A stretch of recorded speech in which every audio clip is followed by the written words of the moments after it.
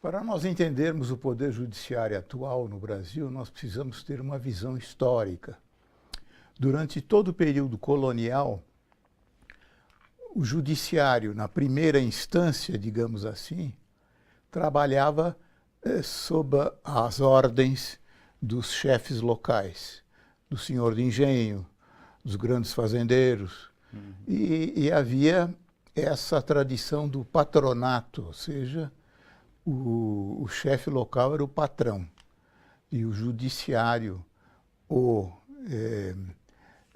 representante da igreja, eram todos subordinados.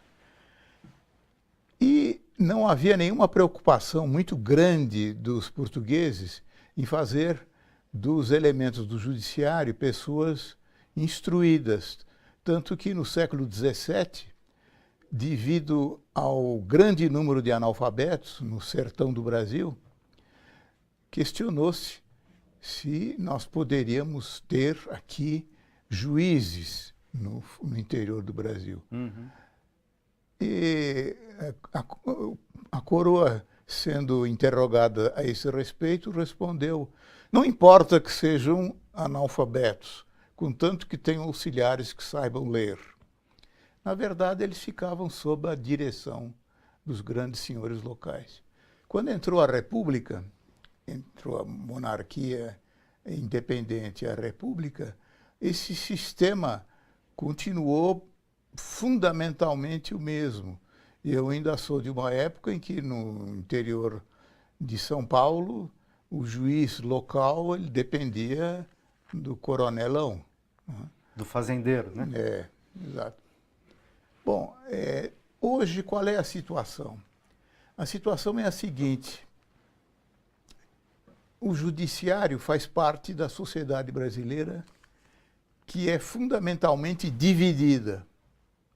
Há uma minoria que comanda a economia, a política, a cultura, os meios de comunicação de massa.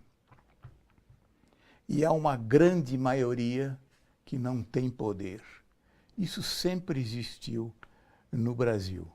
Acontece que hoje, como isto é escandaloso para os não brasileiros, os brasileiros se acomodaram com isso perfeitamente.